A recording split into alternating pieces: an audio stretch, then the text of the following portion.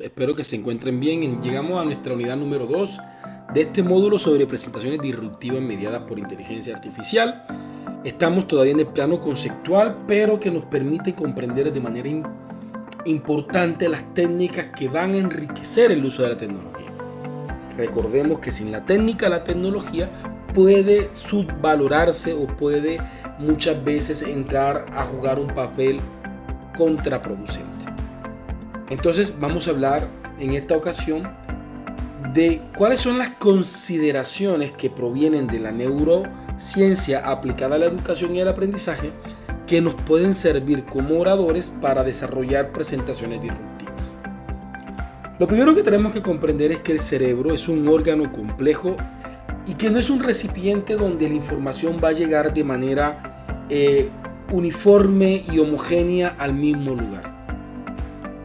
Entre muchos de los aportes y las clasificaciones que se ha hecho del cerebro, podemos tener una presentada en el libro de Chabot y Chabot, Pedagogía del Emocional, donde se muestra desde una perspectiva neurológica una composición del cerebro desde 3 tipos de cerebro. El cerebro emocional, que se encuentra en la corteza prefrontal del cerebro y en la amígdala.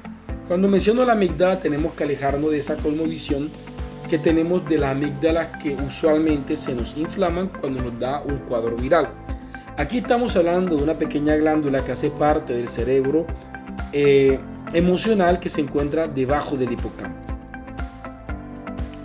Este cerebro emocional es el que se encarga precisamente de almacenar de una manera inconsciente a partir de activadores la información que llega desde cómo nosotros percibimos la realidad desde nuestras emociones.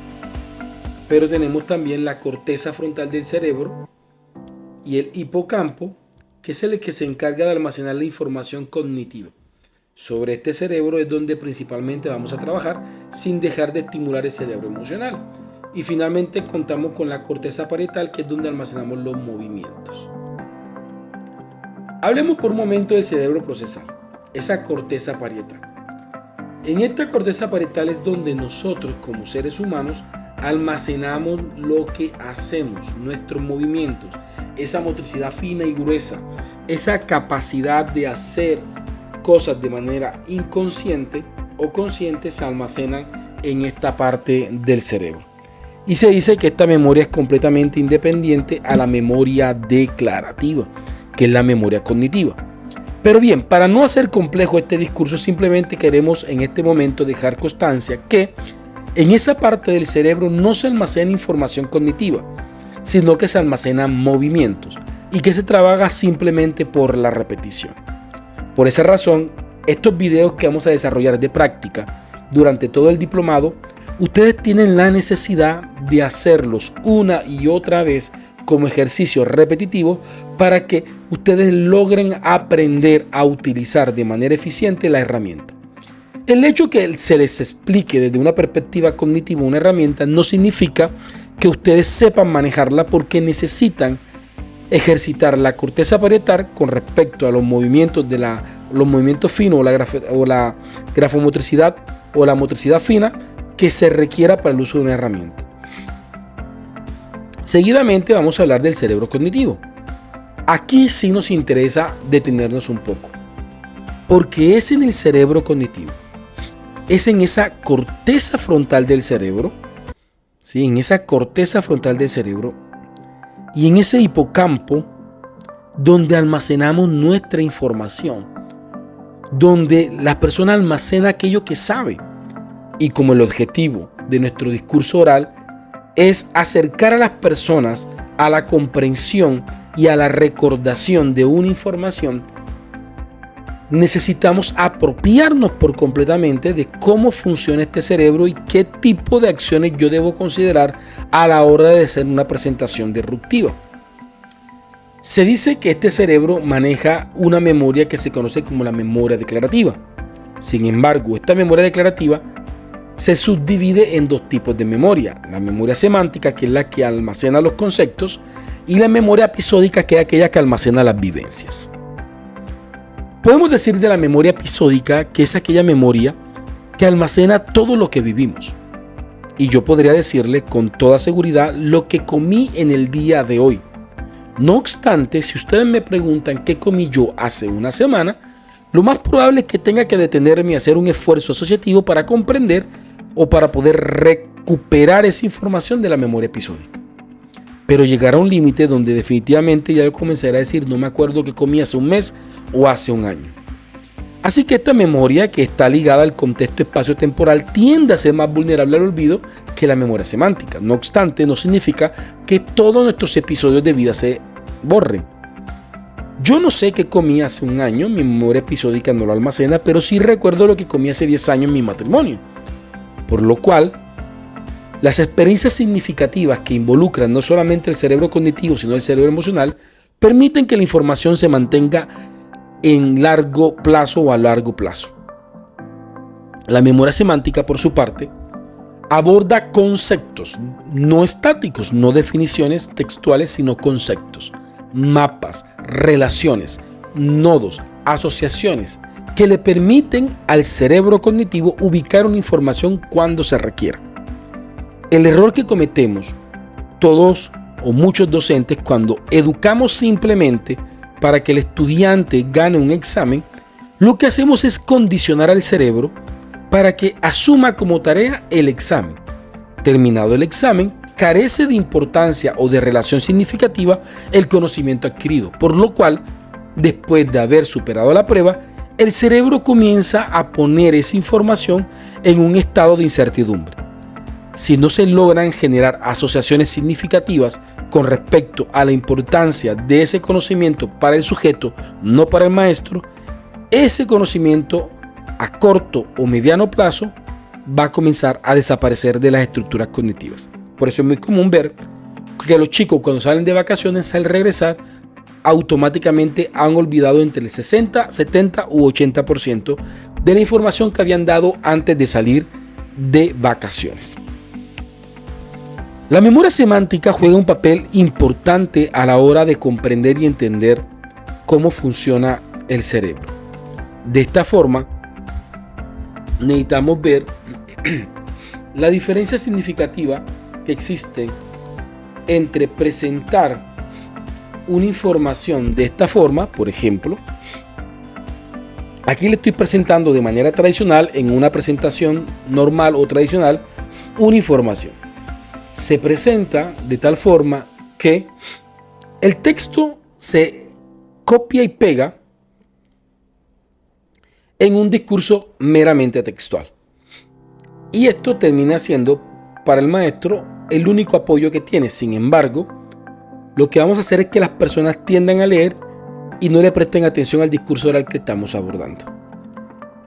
Este tipo de información llega a la memoria semántica de manera ineficiente. Pero ¿qué sucede si en vez de presentar la información de esta forma, yo me apoyo de una técnica cognitiva para el acceso eficiente de la información? Por ejemplo, en este momento el mismo concepto no lo estoy presentando como una definición estática, sino que lo estoy presentando a través de un mentefacto.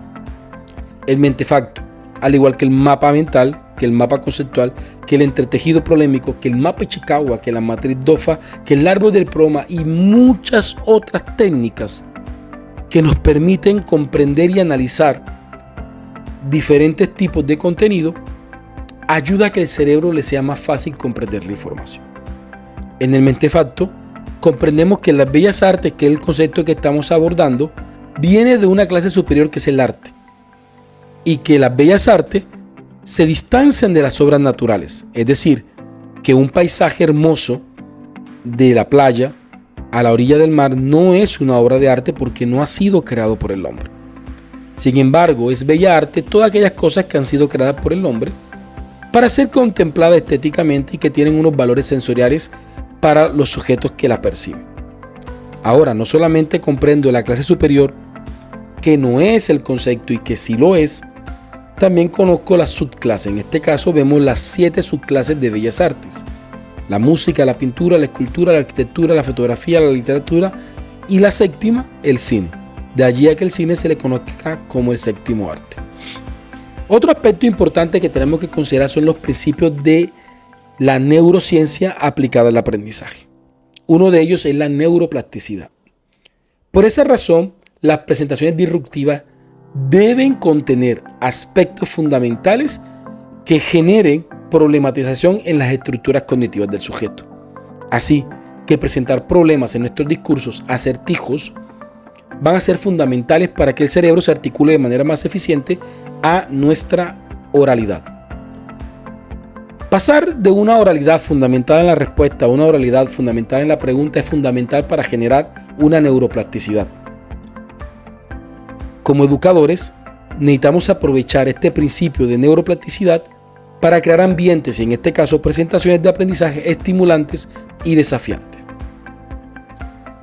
Las sinapsis, que se presentan como los puntos de conexión nerviosa entre las células, son las que permiten generar la transferencia de información en nuestro cerebro. De esta forma, no podemos desconocer las sinapsis a la hora de desarrollar nuestras presentaciones y de desarrollar nuestro ejercicio de oralidad. De tal forma que unos elementos fundamentales para una presentación disruptiva es que el discurso provoque la curiosidad, motive o movilice hacia la exploración y que de alguna forma genere perturbaciones cognitivas para que los sujetos puedan crear y desarrollar en su vida aquellas cosas que están aprendiendo. Como maestro, esta es mi gran expectativa de este diplomado, que al cerrar el equipo usted quede pensando en lo aprendido y se movilice hacia la práctica. Otro de los principios importantes para comprender el cerebro del que aprende son las funciones cognitivas. En el caso de las presentaciones disruptivas vamos a considerar tres importantes. 1. La memoria, que es como la capacidad de recordación del cerebro para poder acceder de manera consciente o inconsciente a una información en nuestras estructuras cerebrales. La memoria cognitiva es la memoria que se presenta como de acceso consciente. No obstante, la memoria emocional y la procesal tienden a ser memoria que se accede de manera inconsciente, por lo cual trabajar estratégicamente la oralidad nos va a llevar a trabajar de manera directa o fundamental en el cerebro cognitivo. La percepción. ¿Cómo percibe la información las personas? Esta relación maneja una interdependencia entre cómo reciben la información las personas a través de sus sentidos, la vista, el olfato, el oído, el tacto, el gusto, cómo el cerebro procesa esa información y finalmente qué relación tiene con el entorno, con el contexto del sujeto. De esta forma, saber utilizar los recursos de los sentidos en la oralidad es fundamental para tener un discurso y una presentación de alto impacto. Si yo les preguntase, ¿qué están viendo acá? Habría una dicotomía entre quienes quizás dirán que ven un 13 o quienes ven una B. No obstante, un elemento y un objeto solamente cobra significado cuando se presenta frente a un contexto. Si yo presento el siguiente contexto, lo más probable es que unánimemente asumamos que el símbolo que estaba era el número 13. Pero ¿qué sucede si el contexto cambiase? Del mismo modo la percepción cambia. Hilar el discurso oral con el contexto es fundamental para que las personas logren tener una percepción exacta de lo que están aprendiendo. Las percepciones tienden a ser subjetivas frente a cómo ven la información, por lo cual el maestro tiene un desafío grandísimo: evitar ambigüedades. La ambigüedad es cuando una información puede ser interpretada de diferentes formas, por lo cual una presentación de alto impacto tiende a ser clara, precisa, no permitirse las ambigüedades. La percepción es la manera como las personas no solamente reciben la información del ambiente, sino que la procesan y la resuelven, de tal forma que en los discursos debemos provocar acertijos y provocar resolución de problemas que no solamente reactivarán las ondas cerebrales como la beta y la alfa, sino que nos permitirán llegar con un discurso completamente asertivo a las personas. Otra de las funciones cognitivas es la atención y es fundamental para las presentaciones disruptivas. La atención es una función cognitiva que permite de manera consciente filtrar información del ambiente. Se define entonces la atención como la fuerza cognitiva que le permite al sujeto focalizar intencionalmente sus sentidos para que retengan una información de su interés. La atención es un elemento que tenemos que lograr garantizar comprendiendo precisamente que el cerebro recibe más información a través de los sentidos de lo que mismo puede procesar de manera consciente en un momento determinado. Por eso, el principio de simplicidad es un elemento importante para el desarrollo de presentaciones disruptivas, porque el exceso de información nos puede llevar a una infotoxicación que muchas veces genere más distracciones y elementos basura a la hora de comprender un tema. Utilizar la metáfora y jugar con los elementos fundamentales nos ayudan a que la atención haga su ejercicio, filtrar la información de importancia para el sujeto. De esta manera, nosotros a la hora de desarrollar una presentación disruptiva podemos apoyarnos de los colores, de los tamaños, de aquella posibilidad de hacer énfasis resaltando el contraste o generando un elemento distintivo que llame la atención por completo del sujeto. De esta forma robamos o asaltamos la atención de las personas. Un claro ejemplo de esto son las famosas conferencias TED, cuyos escenarios presentan precisamente esa simplicidad. A través de escenarios de Black Room, vemos cómo se minimiza en lo absoluto cualquier tipo de información que pueda generar distracción, enfocando la atención de las personas en el punto que ellos les interesa, en este momento el orador y su discurso. Finalmente vamos a ver uno de los principios que nos van a enriquecer a la hora de desarrollar presentaciones disruptivas, y son las ondas cerebrales. Debemos entender que el cerebro tiene 5 ondas. Una, que es la onda gamma, que no vamos a mencionar, habla de un alto procesamiento de información centrado en resolver conflictos, pero al mismo tiempo generando muchas veces estrés en las personas que lo experimentan. Por otra parte, tenemos la onda beta, que es cuando el cerebro entra en una actividad intensa, regular, consciente para el cerebro cognitivo y le permite procesar de manera acertada la información. Así que nuestros recursos de oratoria, tanto visuales como orales, deben apuntar hacia el cerebro beta o hacia la onda beta. No obstante, la onda alfa juega un papel fundamental también porque permite generar un breve descanso de afianzamiento o de relación o asociación con lo que está experimentando de manera cognitiva. De esta manera, cuando trabajamos entre la onda beta y la onda alfa, logramos que nuestro discurso se apropie de manera significativa. Como oradores tenemos que cuidarnos que nuestro auditorio llegue a onda teta, que es cuando lastimosamente se genera un distanciamiento mental. Las personas se han desconectado de nuestro discurso y en este momento se encuentran dispersas mentalmente hablando.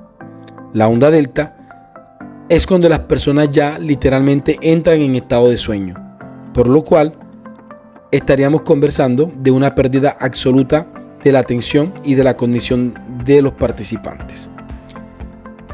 Estas ondas cerebrales nos llevan a reflexionar sobre el tiempo que debemos durar durante los discursos orales, reconociendo que tenemos que experimentar esa dicotomía o esos matices entre la onda beta y la onda alfa. Se dice que el cerebro puede durar hasta 90 y 110 minutos en un ciclo de atención que no necesariamente es continua, sino discontinua. De esta manera, no podemos generar escenarios que aumenten de los 110 minutos porque humanamente hablando, la atención de manera normal se va a perder. Ahora, si hablamos de la onda beta, estamos hablando de una atención sostenida que está entre los 15 a los 20 minutos. Es decir, nosotros podemos tener una atención sostenida máximo 20 minutos, por lo cual tenemos que utilizar ideas concretas o pequeñas que nos permitan ser abordadas durante esa ventana cognitiva que es la onda beta. No obstante, podemos jugar con pequeñas reflexiones finales entre esos 20 minutos que permitan una asociación a través de la onda cerebral alfa. De esta manera podríamos abordar entre 2 a 5 ideas de 3 a 10 minutos cada uno y poder extender el discurso hasta 1 hora si es necesario. Los contenidos entonces de las diapositivas tienen que buscar un ejercicio que ayude a facilitar la memorización, la recepción, el procesamiento de la información, por lo cual tenemos que ser de manera estratégica, utilizar las diapositivas, no sobresaturando el número de ideas por presentación y del mismo modo no saturando las diapositivas, es decir, cada presentación con la información contenida. Recordemos que siempre estaremos en una dinámica de procesamiento y asimilación de la información. No siendo más, nos vamos a la siguiente unidad donde ya vamos a tener un ejercicio práctico. Dios me los bendiga.